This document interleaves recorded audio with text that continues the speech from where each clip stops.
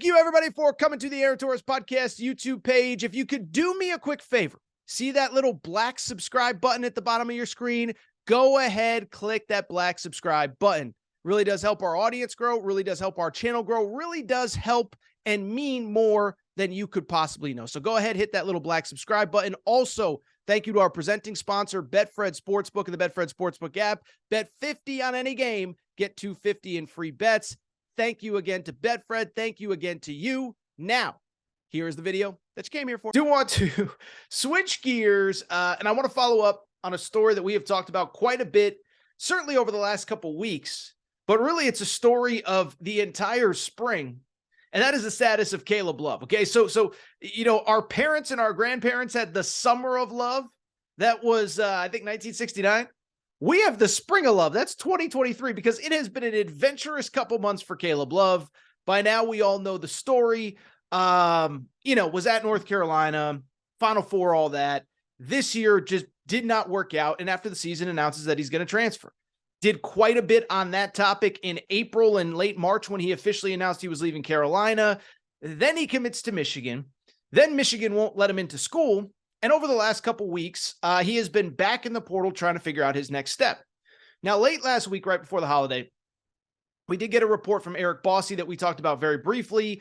The idea that 3 schools had seemed to emerge for Caleb Love services. That was Arizona, Texas, and Gonzaga. Now, Eric Bossy, recruiting guy, really good at what he does, but even that report was kind of like, you didn't really know what to make of it, because he even admitted, you know, it's kind of a slow period and it's a dead period and schools can't reach out.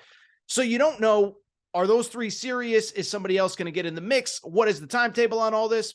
Well, the timetable was a lot shorter than we expected, because coming out of the holiday weekend, we now have an announcement and a decision and a final verdict, we think, on Caleb Love. That is right. The spring of love is officially over.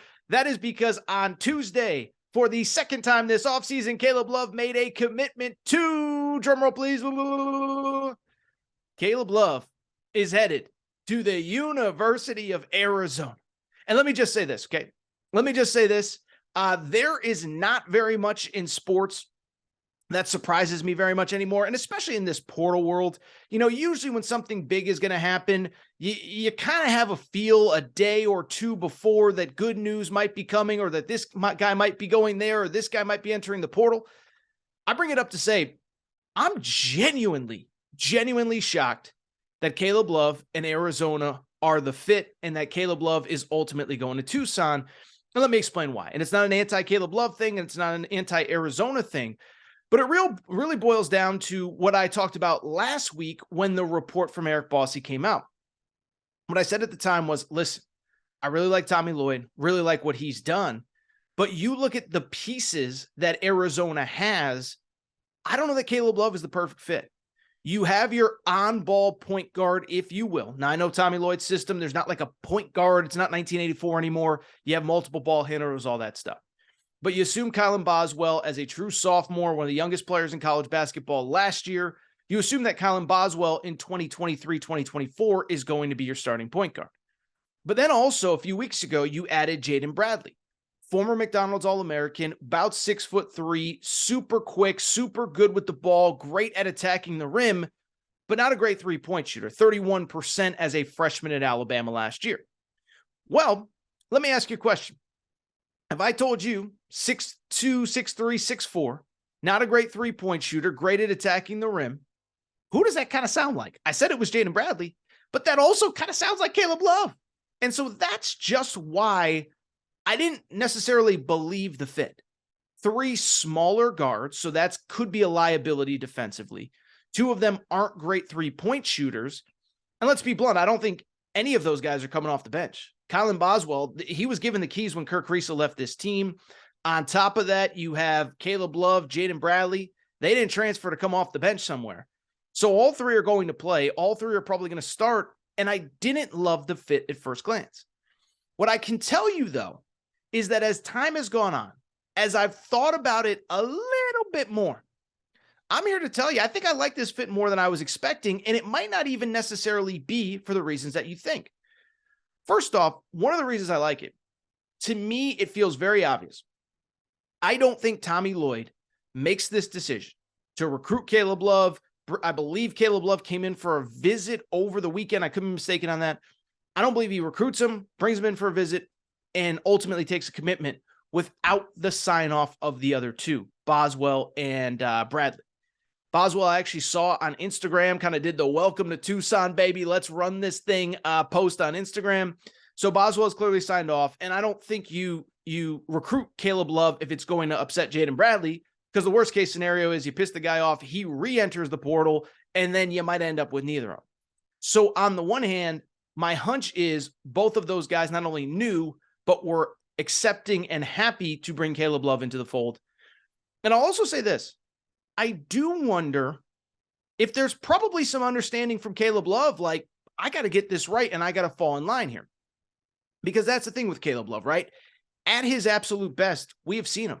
He's one of the most dynamic guards in college basketball. 30 points in a Sweet 16 win 2 years ago, ironically over Arizona's biggest rival, UCLA.